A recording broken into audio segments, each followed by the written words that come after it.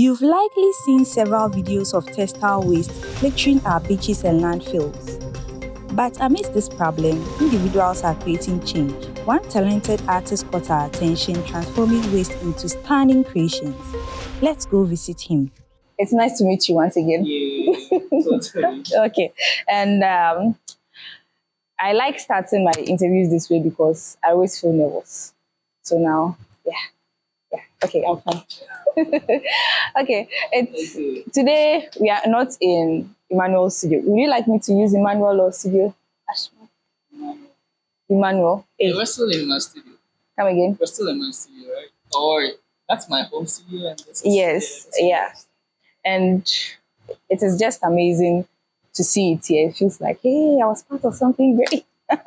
Okay, so welcome once again to another obviously colorful episode. And this color is from here, B-roll, to here, the artworks. Yeah. So here we are at Institute of Ghana Museum. Institute Museum of Ghana. Institute Museum of Ghana, yeah. And this is the studio of the current residency. I don't know if I say them. Artist in residence. Artist in residence. He's also teaching me here. That's really nice. Who is exhibiting his artworks here in Ghana. And if I didn't tell you, this is a campaign actually. We are eco backpacking across Ghana. Yes, so you are, I think, my first person who is coming to talk about sustainability and how your works are contributing to climate change in general. So thank you very much. I got introduced to his incredible art 2 years ago. Can you tell us about your journey as an artist and how you came to start making art sustainably? Oh, okay. So I think like for my whole life, I think I've been an artist. Yeah. But as far back as I can remember, like I started off with pencil drawings and then moved on to charcoal and then moved on to pen. So I did a little bit of portraiture and all that. Then fast forward, whilst I was in university, I studied civil engineering. Okay, which university? Whole technical university. Yeah.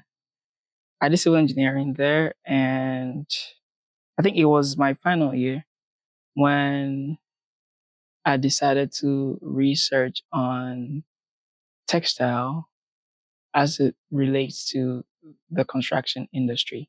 Because then we're just like thinking wild about converting textile to ashes and then mixing the ash with cement to create a new product. Right. So my research led me to find out that like textile waste was a huge thing in the world. So I started getting interested in that, and basically for the fact that engineering mostly has to do with manipulation of material, how you get the material to conform to your idea. Seeing textile and seeing the waste and how it can be manipulated to conform to my idea as an artist and as an engineer was fascinating to me at the time. So I started like going deeper and deeper into it until like I was completely involved with the material and just beginning to like go on a journey together with the material, so to speak. So it has been like 4 years. And then after my bachelor's, I went on to do my master's in environmental engineering, which is much more meaningful when you're talking about waste, because then you're looking at how the environment can be sustained globally, and how waste can be converted into a more meaningful and purposeful material. Now, I am thrilled to be back experiencing his creativity in a whole new way. I'm now having my exhibition cross sections of 1,000 lives here. And so far, the engagement has been amazing. Yeah. Congratulations. Thank you. Okay, so I want you to tell me about the cross section of 1,000 lives. What is the inspiration? Even if you don't want to go into details, I know how artists Yeah. can. So, Okay. So I think I was having a conversation with my liaison and my curator, okay. um, and we're just talking about how intersected textile is like with our lives Okay. and how they reflect at every moment in the evolution of culture, the culture of a society, how textile is at the forefront of that because in in textile people express who they are and how they want to be seen. And even the movement of the culture, you could even predict the growth of a people by what they wear, how they want to appear. Exactly. It's almost like branding now in our society, Yeah. right? Yeah. And we're just discussing how important that is in the reflection of the identity of a people and how they evolve over time. Then it kind of delves into deeper into Obroniwe, the conversations about the lives that are intertwined with these garments, because the garments are sourced from different parts of the world, Oh, right? yes. From Australia, from Europe, from USA, from China, even from the source, Bangladesh, and all these places where they're produced. And you're talking about the fact that people have worn these clothes and it contains their sweat. Yeah. Yes. It contains histories of places they've been, encounters they've had, right? And conversations they've had in private wearing these garments. Ooh. I started to think that these clothing have now become objects of documentation of these people's lives. Okay. And they somehow, you know how in Ghana we like to think that the objects have a soul. Like when you wear something, even when people die, they kind of collect their garments and they They share share it after a year. yeah, Yeah. among the family members. I think they do that because they still think that these garments host to a certain point or embody the personality or the soul of the person who has died. Oh. In sharing that, every person in the family has a bit of the personality of, or the life lived, of the person who has just passed away. And to connect that to the global niche, the global occurrence of people sending down a part of themselves to Africa. And these garments outliving those people and taking on different hosts on another continent, and these people just also living their lives through this clothing. Yeah. It's a very interesting experience, I think. Yeah. I think yesterday someone was telling me about how the Oboniwewo Festival has inspired me to dress in a different way. But I've already had that outfit in a long time. Yeah. So the moment he noticed it, because I've associated myself with the festival before, he just saw me through the festival. And I'm sure from now going, everything I wear, he will have to question it because of the space I've been, or whatever I try to associate myself in terms of materials and things, everybody will have to say, is this actually gearing towards sustainability or not? Okay. So this is my life now. After someone comes here and leaves, or after someone interacts with you, when they come here, what do you hope that they go back with? I think first of all, it's a reintroduction of what seems familiar in their wardrobe, right? Yeah. It's the change that happens when they come here. Their reaction is always priceless. To see that the ordinary mundane thing they have in their wardrobe and decide to give away could be elevated into a position of art, and represented to them in a different light. And it's always the starting point of a conversation. Like, I like conversations. Okay. So when people enter my space, what inspires me is when they begin to have conversations about this, Yes. right?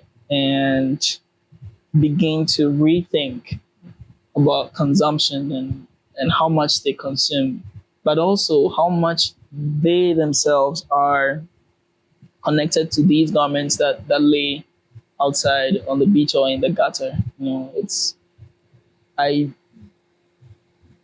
I am always thrilled that they come to the realization that these aren't just garments. It's like people. So that they in the end they see my work as group portraits. As a group portrait. So many lives just put onto a canvas. That bears a lot more weight. Yeah, I like that. I like that. I like that too. So that's what I'll also be taking away with me. Okay, so you've already told us the source of the fabric. Yeah. So that's really clear. But I'm really eager to learn about what inspired the styles and what each artwork has to tell us in the exhibition. Okay. So if there is nothing that you would like us to know, we can go around and check them out. To the exhibition. Yes. Yeah. To see where your inspiration is coming from for most of the artworks. Yeah.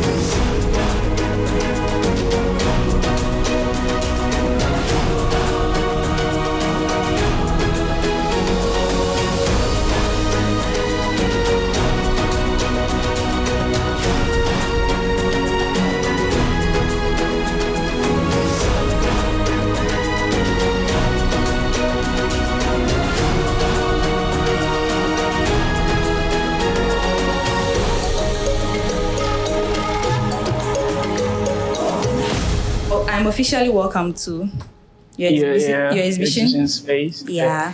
Thank you. Even though, okay, so I can see some illustrations on here, and I'm trying to understand. So help us understand it. Okay, so I think when putting the show together, we're just thinking of showing some of my drawings. Oh. Some are not necessarily connected to this exhibition, but they are part of an ongoing process. Okay. For my upcoming project. Okay. But I think, what I love about sketches and drawings, because of my background in engineering, I like to explore shapes and figures and forms. I love a little bit of control over the final look of the piece that I want to create. Okay. But I love that sketches are like an insight into what an artist is thinking in the moment, right? Yeah. Of how they want to express themselves through the work in the moment. But I love this new series that starts to document the ladies at Kantamanto. And it's how I want to represent them, how I choose to represent them. I'm an abstract artist, so I try to make the work as abstract as possible, but you can tell there's some shape or form within that looks like a woman. Yes. Just even though their stories are horrible, from where they come from in the north to how they want to sustain their families through the Boniwewu trade. But it's the projection I give to them. I want them to look happy in these works and look colorful. It's the respects that you give them. Yeah, it's important. It's really nice reading some of them. But for everything I read, it comes back to the fact that you like things to flow. Yes. So yes. Please don't let me go as others have. Oh, that's you. Okay, so I really love this because I love textile, African print. Yeah. Textile. And because they are of quality, you can keep it for a long time. Mm-hmm. You can resize and have different outfits out of the old one that your mother even gives you. So I really love it because of that. Yeah. Now, this one that I'm sure it doesn't come from full pieces. No. They are mostly the cuts. Yeah, the cuts. Yeah. So that's one reason why I love African prints. It keeps long and also I think the waste that it's producing is a bit minimal. So these ones are from tailors, fashion designers, from all the way through to Ashman, to Legon, to Kaneshi. Oh, nice. It's a cluster of the cities, fashion designers. Okay. I think also it gives kind of a commentary on what people are wearing at the moment. Right. Yeah. In the traditional fashion industry. Yeah. Almost like celebrating culture, but also celebrating people, the Ghanaian people and their flamboyance, how they want to be seen. Ghanaians are lively, happy people. We like to celebrate everything with a garment. Yeah. I think if you called in a traditional person, they would probably tell you a lot of their pieces in here that have names that celebrate an occasion, death, birth, festival, engagement, or whatever. Yeah. That also brings us back to the flow of life. Right? Yes, the flow of life. Everything is just flowing. Okay. I think when I started, I think you've seen some of these pieces in my other studio. Yes. When I started, one thing I was confronted with was the idea of color and space and how much color could exist in a limited space, right?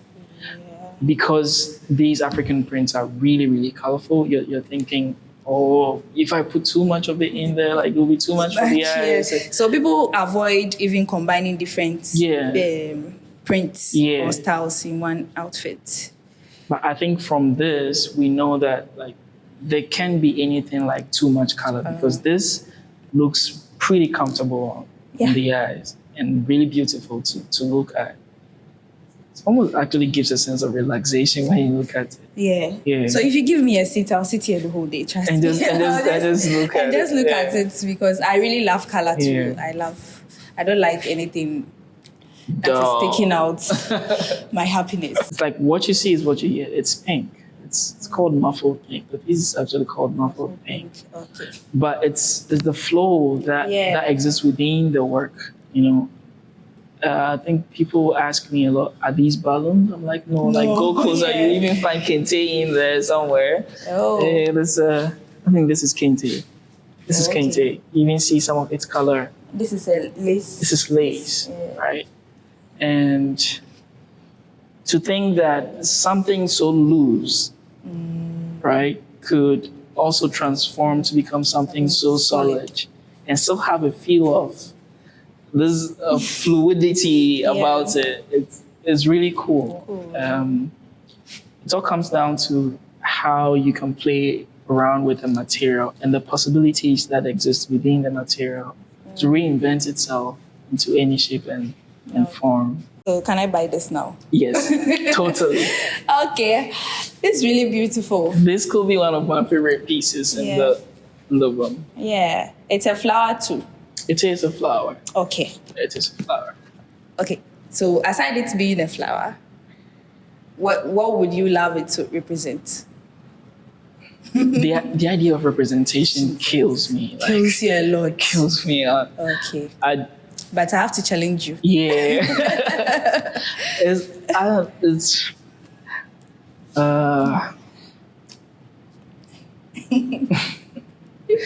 I think what I love about the work is what goes forward comes back too, because of how the patterns are arranged. Okay. Yeah, like you see it going, but you see the same thing coming back in and connecting to the roots. Yeah. Okay. Yeah. Almost like it's the center point of creation. Right. Okay. I like how my mind is going. It's really nice. It's almost an invitation to return to this point of knowing, this point of self. Right. Yeah. So that's what I was actually looking for when I said representation. Okay. Oh, I like this. Yeah, I like it. Do you know what I like about you? The fact that he talks about his work as if he's seen it for the first time. So you'll be like, oh, I like this. Yeah. When I did it, I didn't look at it this way. Or when he was installing, he was like this. I Close. know. Okay. Like and I'm sure this. when someone else comes, maybe you come from here. So Yeah. appreciate it the more each time. Yeah.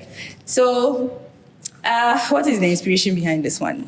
This one, I'll give you the freedom. Yeah, I think this really speaks a lot about the title for the exhibition, because I was looking at sectioning my works. So, for example, you could have a pink piece out of this large pink piece, which would be just a section within the work, and it would be what the artist chooses to highlight within the piece. Okay. So you think of this as one huge reddish orange piece, and then the artist chooses to highlight a certain portion of the work because it speaks to them more. But it also allowed me to expand my creative process about what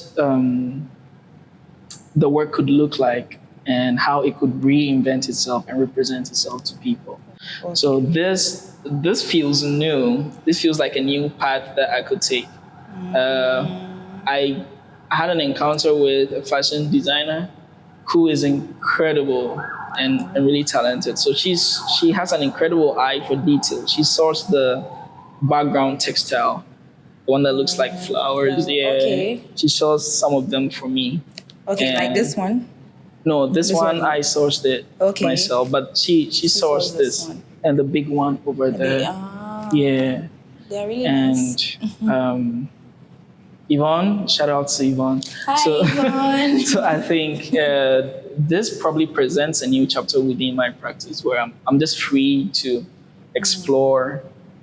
And it feels like an artwork within an artwork, because then that textile in the background presents itself as a form of art, right? Yeah. And then you have textile layered on textile. I wish it could all be textile and no wood or anything. Yeah. I think this is called The Summer We Met. The Summer We Met. Yeah. The summer they met. Yeah, the summer we met. We are in summer here in Ghana. I think naming pieces is as much an artistic process as creating your piece, you know. Okay. You could name your piece after you've created it, or even have the title for your piece before you've created it. But it's an indication of whatever mental process you went through as an artist, whether in the process of creation before or after. And I think with this, I was thinking about two very warm personalities The who met, summer. During the summer, who yeah. met, Oh, and they oh. have this symphony. Okay. They complement each other within the piece, Okay. almost like having a conversation or speaking to each other within the space. Oh, Who do we have here? Oh, what are you? What are you? I think, yeah, Ladybird. Hey. Ladybird. Okay. I changed some colors within this piece. Okay. And it's also, it's not that the artist is unsure how to or what the final piece would look like. It's because artists are really like vulnerable to emotions and really open to change. Okay. And I love the fact that whenever possible, I am allowed to change whatever I'm doing, right? And the openness that there is no restriction to what you can become. Yeah. And if there is a need for change, there is no fear in changing, right? Yeah. I think change presents a lot of fear to people, essentially, because they are so used to what they have at the moment and what are you changing to, right? There is no promise of something better when you change. But this is more like the ladybird, but I think that yellowish color was pink, which would have given it a more direct representation of a ladybird, right? But again, that was changed. I decided to coat it with yellow, so it looks like orange, but it's not. Okay. Did you see this? Yes. Yeah. Did you see this in the studio when you came? I saw it in the studio, and I think this is why I said I was asking if I've seen this before. Yeah. So this particular representation. This is the I keep first. saying representation, but it doesn't. Yeah. We don't like representation. Okay, now the figure in there. It's a I woman. knew that I've seen it somewhere. Yeah. This is the first of that series I was talking about. Oh, okay. Right? Yeah. The series about the Kayaye women, and this is called Maria in the Shroud of Silence. Maria, the Child of Silence. Shroud of Silence. Shroud. It's almost like Shroud is like a something you put around your neck. Yeah, it's almost like a sash, but yeah, it's a very long. I would have mentioned it in a different way because my English is not always that good. If I saw the spelling. Okay. So which material is this? Aluminium. Aluminium. Yeah, so I'm also a collector of things. Okay. Including aluminium. I've been collecting aluminium for about 5 years. Okay. From these factories that produce aluminium in Ghana.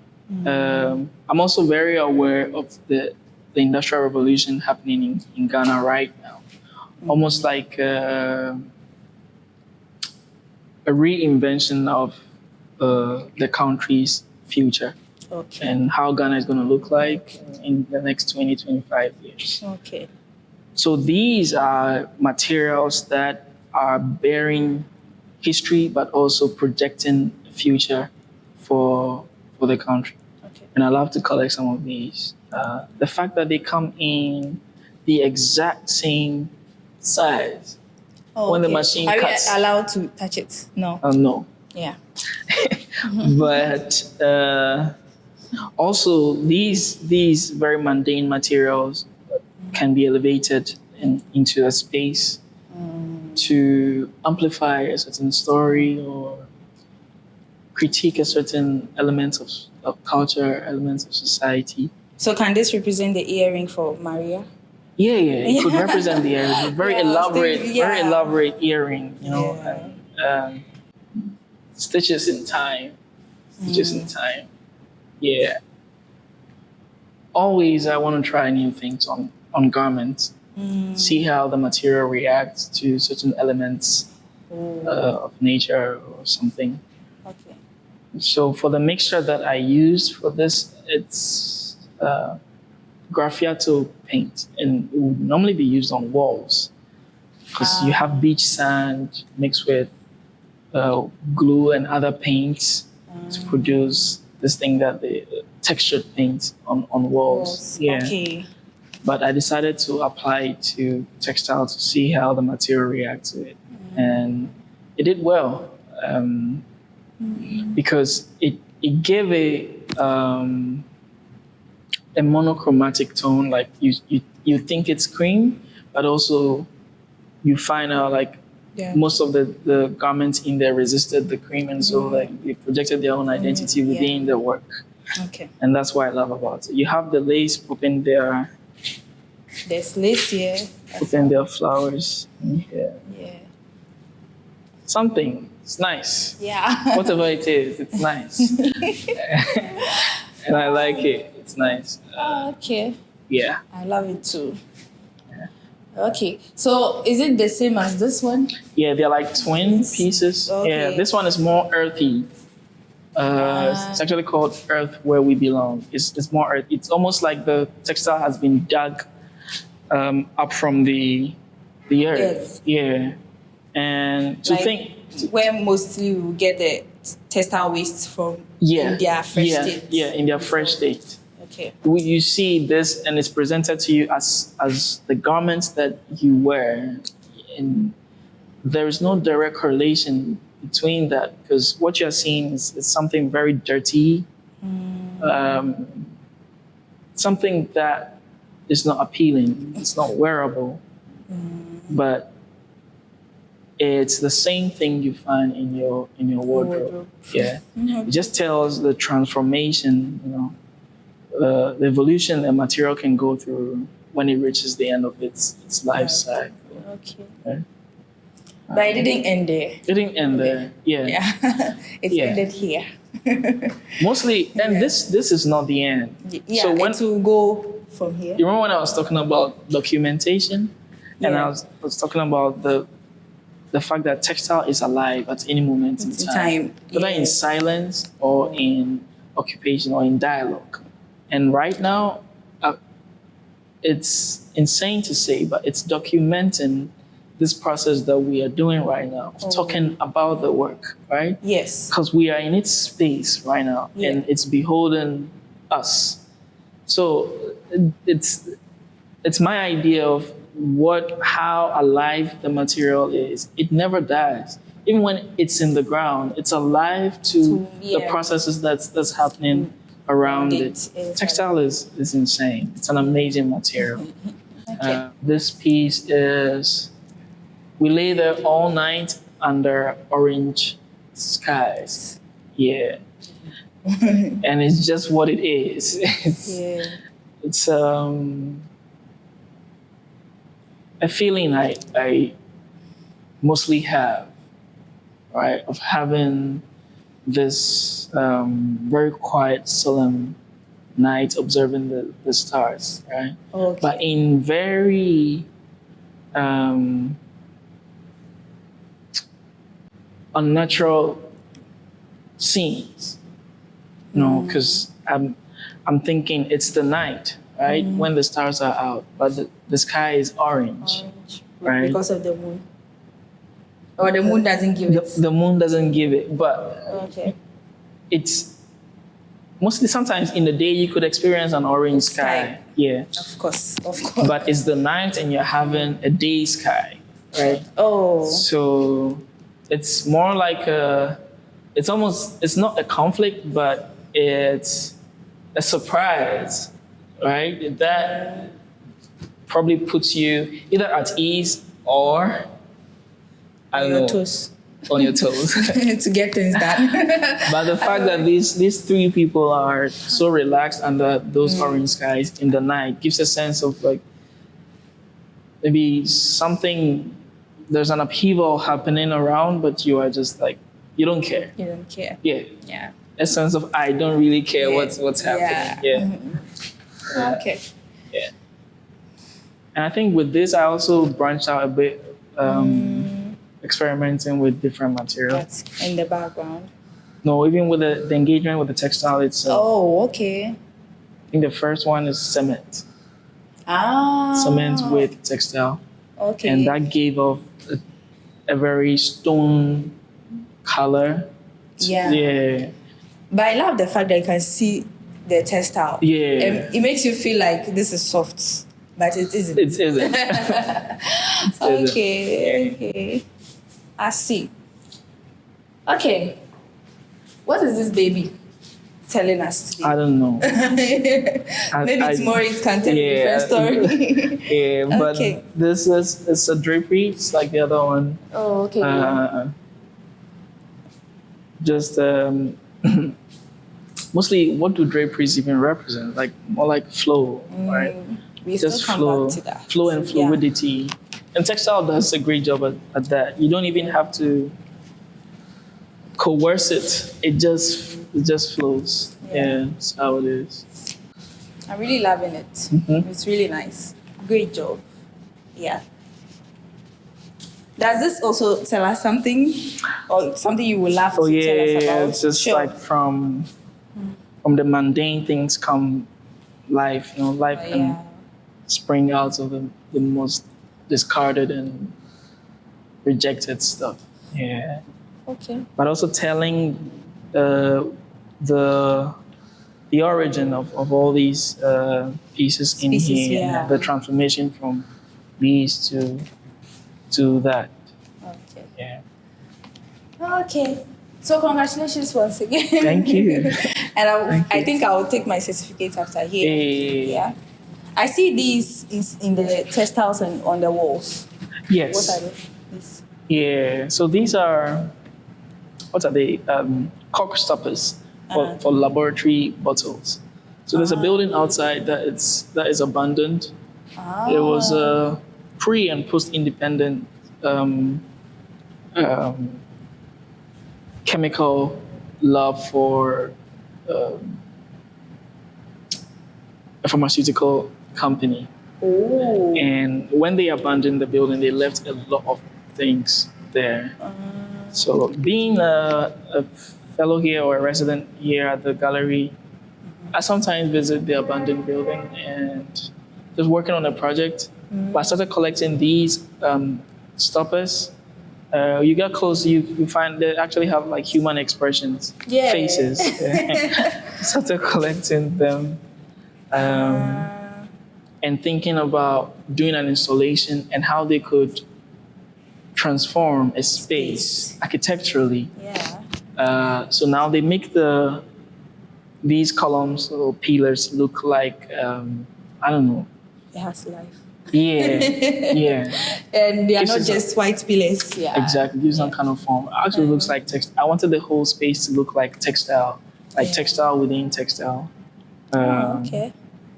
But I love the change they bring. If you're not someone who is very familiar with the cork stop, is it a cork stop? Yeah. You wouldn't think. You just think it was part of the whole architecture building. Yeah. Which is what I love about it. Seamlessly incorporating this into the space. I love it. I think art is interesting. Art is probably one of the oldest forms of communication, right? Because it allows you, where you think freedom ends, art begins, right? So it explores the various facets of society that we are not normally allowed to comment on, and gives you the freedom to express yourself, right? So I think the generation now should get more involved with art, see more of art, and encourage conversations of what art represents to society and how art can actually make a change in society, from going beyond the objects on the wall or even installations in a space to actually impacting society and moving society forward. Right? So I just encourage you to see art anytime, starting with mine. Yeah. Thank you for You're hosting us. welcome. And we'll see you in another episode. All right. Okay. Bye. Bye.